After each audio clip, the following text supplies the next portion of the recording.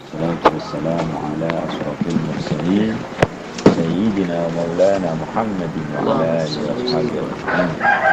أما بعد فقال الله تعالى في القرآن الكريم وهو أصدق القائلين بسم الله الرحمن الرحيم شهر رمضان الذي أنزل فيه القرآن هدى للناس وبينة من الهدى والفرقان. Alhamdulillah wa syukru ala ni'amillah.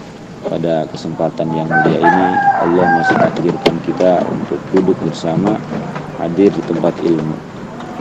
Subhanallah walhamdulillah wala haula wala quwwata illa billah. Karena kita selaku manusia khususnya harus senantiasa bersyukur kepada Allah. Terlebih-lebih apabila Allah takdirkan kita berada di tempat yang mulia. Terlebih-lebih apabila Allah takdirkan kita menjalankan perintah Allah. Itu harus lebih sangat kita syukuri. Karena Allah murka kepada orang yang gak mau bersyukur. Sampai ada ultimatum keras dari Allah Subhanahu wa taala bagi orang-orang yang enggak bersyukur. Ya, masalah dunia saja kita wajib bersyukur, apalagi masalah akhirat. Ini masalah akhirat ini. Ya, masalah akhirat. Masalah dunia tadi, reward segala macam ini masalah dunia. Jadi kalau duduk di tengah pengajian, subhanallah, ini adalah satu taufik dan hidayah dari Allah yang sangat luar biasa. Allah Subhanahu wa taala berfirman dalam hadis qudsinya, "Malam yasbir bi bala'i." Man, barang siapa lam yasbir, yang enggak bersabar bibalai, akan bala yang Allah turunkan.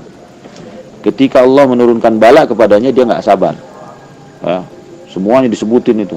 Kebun binatang keluar semua. Ya, misal hidupnya lagi seret, kontrakan belum bayar, utang banyak, misal. Kemudian kebutuhan banyak, pemasukan enggak ada. Nah, ini kan bala, termasuk penyakit. Dia enggak sabar. Wah, semua disebutin dah. Nggak perlu dicontohin ya. Semua disebutin. Wah, begini. Nggak sabar apa yang Allah berikan kepadanya. Termasuk masalah penyakit. Maka satu, malam yasbir bibalai. Walam yashkur bina'amai. Walam yashkur bina'amai. Tidak bersyukur atas nikmat-nikmat yang Allah berikan. Walam yarda biqada'i. Yang ketiga, dia enggak ridha dengan ketentuan Allah. Gua ngapa begini nih ya, kata si Arif, ngapa begini, ngeliat orang-orang rasanya enak banget, si anu disebutin sama dia. Ya, gua ngapa begini banget, rasanya pahit hidup. Gitu misal Arif ya.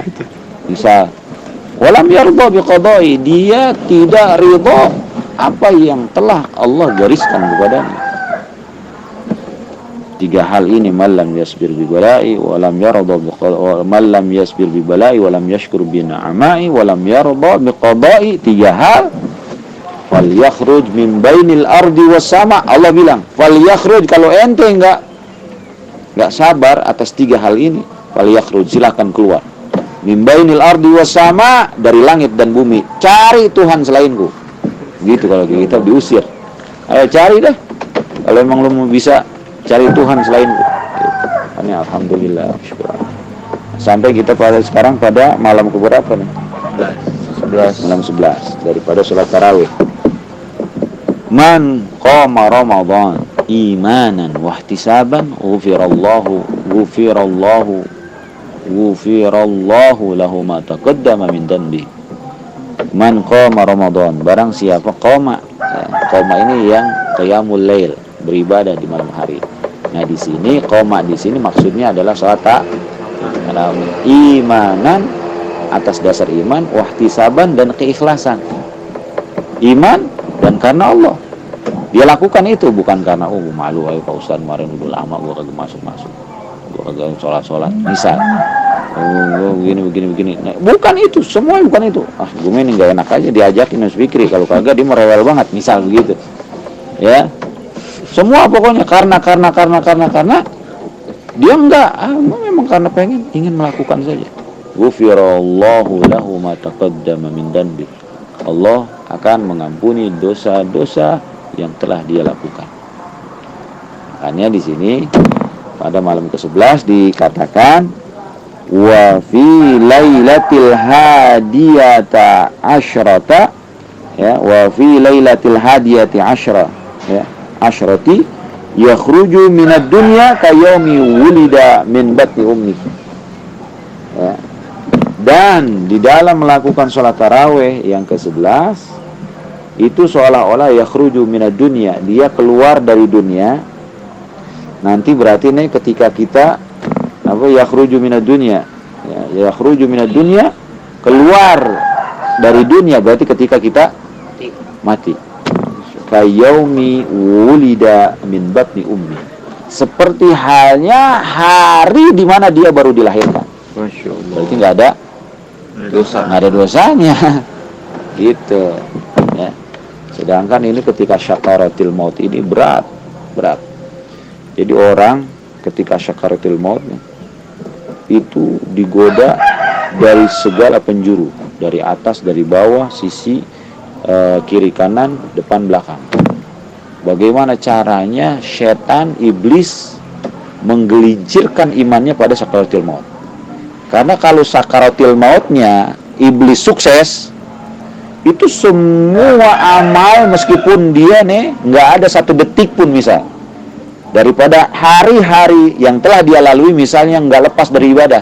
Tapi kalau sakaratil mautnya su'ul khotimah, naudzubillahi min dzalik, itu hitam semua, nggak ada itu manfaatnya, sia-sia semua yang dia lakukan, ya. Tapi ketika meskipun misal ini semuanya hari-harinya tidaklah dia lalui kecuali dilalui dengan hari-hari yang penuh dengan hitam dan legam. Tapi ketika sakaratil mautnya dia bisa jaga husnul khotimah. Nah, ini setan udah paling rugi. Makanya ibarat kata kalau pada saat sakaratil maut itu setan itu tos-tosan. Paham ya? Tos-tosan udah. Pokoknya ini antara hidup dan mati kalau kayak perjuangan begitu. Merdeka atau mati gitu kalau kata kita Semboyan. Pokoknya semua dikerahkan. Makanya katanya ketika orang sakaratul maut nanti akan datang dari sebelah kiri. Dari sebelah kiri nih. Datang ibunya. Kalau ibunya sudah meninggal. Ya, nah ini ibumu. Ketahuilah bahwa ibumu meninggalkanmu lebih dahulu daripadamu. Jadi lebih duluan mati daripada ente gitu kalau kita. Gua mau dari dulu kan udah matinya. Maka ketahuilah pada saat ini aku telah mendapatkan kebenaran yang hakiki bahwa mati dalam keadaan Nasrani itu mati yang sangat mulia. Gitu. Jadi kalau kayak kita mah, tong, emak udah mati duluan. Ternyata genengan mati dalam keadaan Nasrani yang akan menyelamatkan kita. Ya, itu berupa emak. Ya, siapa yang tidak akan tertipu? Lah orang wajah emaknya datang. Emang emaknya udah meninggal. Dan dia menceritakan pengalaman. Siapa yang nggak mau percaya? Maka apabila dia mengiyakan, copot iman. Ya, semuanya berarti dari detik itu ke belakang, andai kata ada kebaikan, hitam semua. Ya Allah. Habis semua. Berarti setan widih, yes. Itu. Misal ditolak, dia nggak mau mengiyakan, datang lagi dari arah kanan. Berupa siapa? Ayahnya. Kalau ayahnya sudah meninggal. Nah, engkau adalah anakku. Aku adalah ayahmu.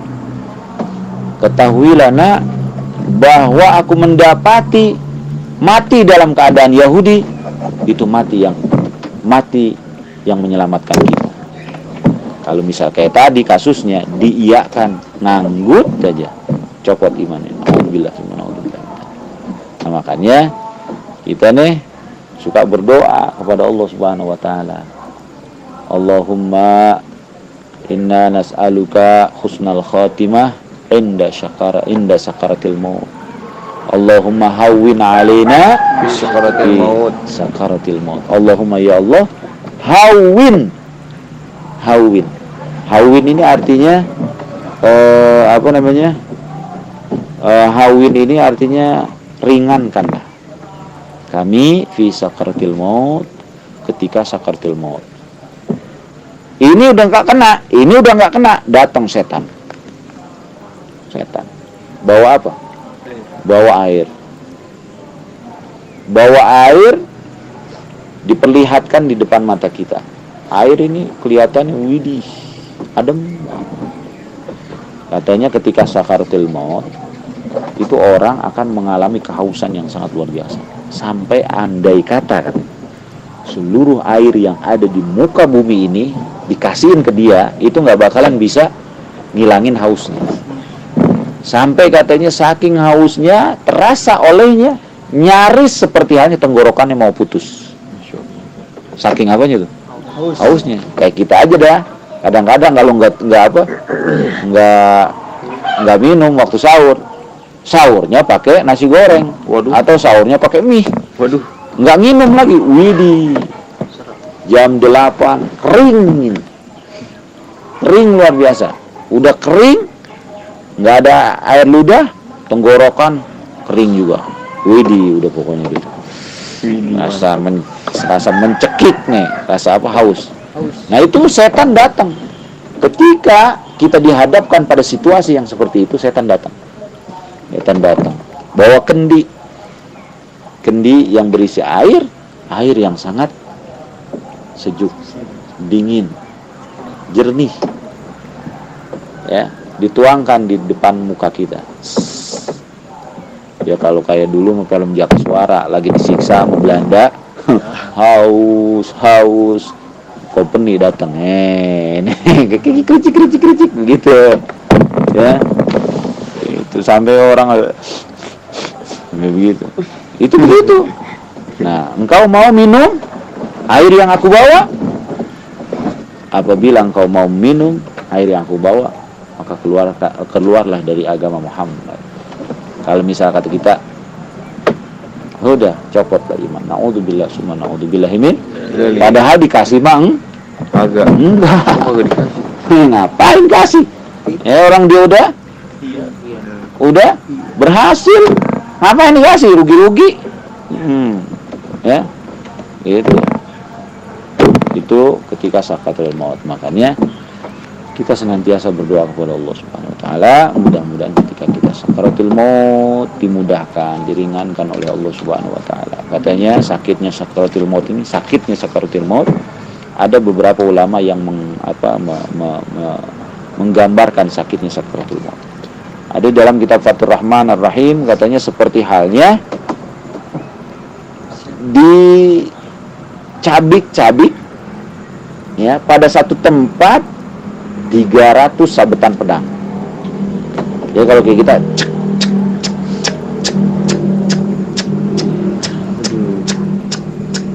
300. Ya. Ada juga yang mengatakan katanya seperti halnya kita hidup-hidup dikuliti dari ujung rambut sampai ujung kaki dalam keadaan hidup-hidup, kemudian dilepaskan begitu saja. Itu sakaratul maut. Ada juga dalam kitab Fathur Rahman Rahim sama, itu seperti halnya kita mangap, kemudian dimasukkan pohon-pohon yang berduri, menganga, masukin rojok, gitu, ya, masukin terus, sehingga katanya terasa seperti halnya duri-duri tersebut sampai keluar dari pori-pori semua kulit yang ada di tubuh kita. Itu sakitnya sakaratil. Makanya Allahumma hawwin alaina sakaratil maut wa najata minan nari wa afwa indal hisab. Itu doa yang selalu kita panjatkan. Doa apa itu namanya? Doa selamat. Allahumma inna nas'aluka salamatan fid din wa afiyatan fil jasadi wa ziyadatan fil ilmi wa barakatan fil rizqi wa taubatan qablal maut wa rahmatan indal maut wa maghfiratan ba'dal maut. Allahumma hawwin alaina fi sakaratil maut wan najata minan nar wa indal hisab. Rabbana la tuzigh qulubana ba'da idh hadaitana wa hab lana min ladunka rahmatan innaka antal wahhab. Rabbana la tuzigh. Rabbana, wahai Tuhanku, la tuzigh, janganlah engkau plesetkan, janganlah engkau gelincirkan. Rabbana la tuzigh qulubana, hatiku, ba'da idh hadaitana, setelah engkau berikan hidayah. Jadi nih iman kita mudah-mudahan Allah tidak gelincirkan setelah Allah memberikan hidayah. Allah sekarang udah kasih hidayah nih, mudah-mudahan terus hidayah ini terjaga sampai mati, sampai sakaratul maut, sampai kita bertemu dengan Nabi kita Muhammad SAW, dapat ridho Allah Subhanahu wa Ta'ala. Makanya capek-capek dikit ya paksain dah taraweh. Waduh, kenyang bener nih gue nih ya, kolak udah habis, bala-bala udah habis hampir 1 kantong, kemudian udah makan dikit, rasanya perut ini bukan timbang kenyang doang, sakit.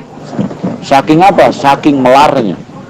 Itu kan begitu. Sampai kadang-kadang naik nih makanan ke atas. Ya, rasanya begitu kadang-kadang. Itu meskipun demikian paksain. Makanya kalau bisa jangan sampai begitu. Ya, makan sampai dan lain-lain.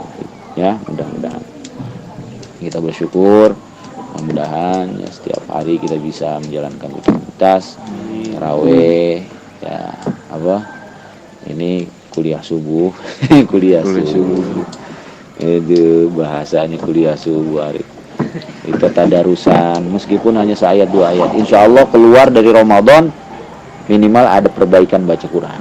Ya. Amin ya Allah. Makanya nggak apa-apa mau sahur di rumah sekali-kali atau apa, cuman tadarusan kalau bisa datang ya. Gitu. Kita bersyukur kepada Allah Subhanahu wa Ta'ala. Kita ini masih muda, masih begini-begini, tapi alhamdulillah ditakdirkan sama Allah hati itu ya ada terus ke masalah ilmu, ada terus ke masalah ibadah. Ini udah sungguh luar biasa. Kalau yang lain mah kagak. Ngong, orang-orang sahur di jalan ngoeng. Oh mampu, sebetulnya gitu gak? Ya kita malah alhamdulillah bisa duduk di sini, alhamdulillah. Ya ada pertanyaan masalah puasa? Ustaz, kemarin Fadilah 6 kayaknya belum. Nah Fadilah ke-6 sadis ya. Fadilah ke-6. Fadilah ke-6 katanya di sini wa fi lailatis sadisah ya. Wa fi lailatis sadisah. Ya, wa fi lailatis sadisah katanya di dalam melakukan salat tarawih malam ke-6 a'tahullahu taala thawaba man tafa bil baitil ma'mur ya. Allah akan memberikan pahala seperti halnya malaikat yang tawaf di Baitul Ma'mur. Ini kayaknya udah. Jadi diberikan pahala seperti halnya malaikat yang tawaf di Baitul Ma'mur. Sedangkan kemarin kita tahu Baitul Ma'mur itu ya tempat tawafnya malaikat. Di mana? Di langit. Ya. Dan semenjak Baitul Ma'mur diciptakan sampai kiamat per satu harinya masuk 70.000 malaikat. 10.000 malaikat. Ya, itu nggak keluar lagi. Jadi kalau keluar lagi berarti sedikit dong. Ya, jadi muridnya masuk keluar lagi, nanti masuk lagi, ya begitu terus. Nah ini mah enggak. Dari mulai diciptakan sampai hatta ila yaumil qiyamah 70.000 malaikat masuk ke sana dan tidak pernah keluar lagi melakukan tawaf dan ibadah di Baitul Ma'mur. Masyaallah. Nah itu katanya orang yang melakukan puasa tarawih pada malam ke-6 diberikan pahala seperti halnya malaikat yang tawaf dan beribadah di Baitul Ma'mur. Ingat ini adalah fadilah ya. Ya fadilah. Artinya keunggulan bukan ya sebenarnya bukan, artinya ya dia Allah berikan pahala seolah-olah seperti itu. Lalu misalnya, masa sih Ustaz? Kan kerjaannya sedikit. Tapi itu mendengar pahala sampai gede bener misal ya. Iya. Itu gimana itu? Dia nggak gimana, karena semuanya milik Allah. Surga milik Allah, kenikmatan milik Allah. Dan ingat, innallaha ghaniyun ala kulli syai'in qadir. Allah itu maha kaya dari segala sesuatu. Jadi begini, gini. Anak kerja di Ajis, misal Ajis. Jangan, mending anak jadi bosnya. Mending anak jadi bosnya. Ya, Ajis kerja di anak. Jadi anak. Dikasih, ini analoginya ya, dikasih gaji per hari 100.000, ya, karena emang sesuai UMR itu. Ya, memang keadaan anak seperti itu. Tapi kalau Ajis kerja di Arif, widih, ya, ini Arif konglomerat luar biasa, ya, kerja 1 jam aja sama Arif itu digaji 100.000. Kalau anak 1 hari. Tuh, begitu. Kenapa? Karena taraf kemampuan dan levelnya udah Beda. Kalau itu makhluk dengan makhluk, bagaimana dengan Allah Subhanahu wa taala yang maha kaya? Jadi begitu. Kayak misal kerja di sini, di Indonesia. Kerja di Indonesia, paling banter sehari 150. Itu gue udah cakep banget. Coba kita pergi ke Jepang. Coba kita pergi ke Emirat. Widih, bisa sehari 1,5 juta. Ya karena memang tarafnya itu berbeda. Itu makhluk dengan makhluk. Kenapa? Arif Ana cuma mampu menggaji 100.000. Tapi Arif bisa menggaji per 1 jam 100.000. Karena memang udah tarafnya lain. Ya, dan kemampuannya juga lain. Dan kemudian hartanya banyaknya juga lain, jauh di atas anak, begitu maksudnya. Apalagi ini kepada Allah Subhanahu wa taala. Jadi nggak begini, barang siapa yang begini, ini pahalanya sangat luar biasa. Widih, masa sih ya? Ya iya, kalau dibandingkan dengan makhluk. Ada lagi puasa apa?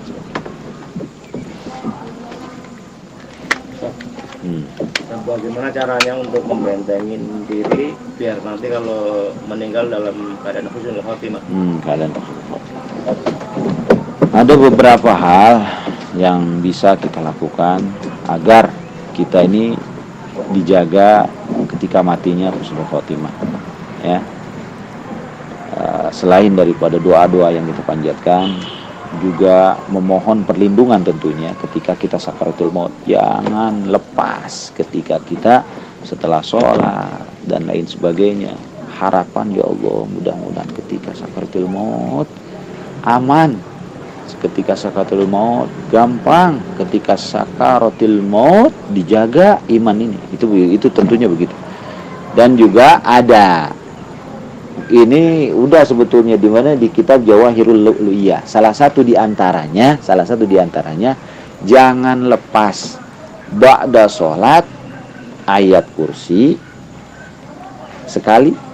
Kemudian amana rasulu bima unzila ilaihi min rabbi wal mu'minun kullun amana billahi wa malaikatihi wa kutubihi wa rusulihi la nufarriqu baina ahadin min rusuli wa qalu sami'na wa ata'na ghufranaka rabbana wa ilaikal masir. La yukallifullahu nafsan illa wus'aha la ma kasabat wa 'alaiha ma iktasabat. Rabbana la tu'akhidna in nasina wa akhtana rabbana wa la tahmil 'alaina isran kama hamaltahu 'alal ladzina min qablina rabbana wa la tuhammilna ma la taqata lana bih wa'fu 'anna waghfir lana warhamna anta maulana fansurna 'alal qaumil kafirin. Amin.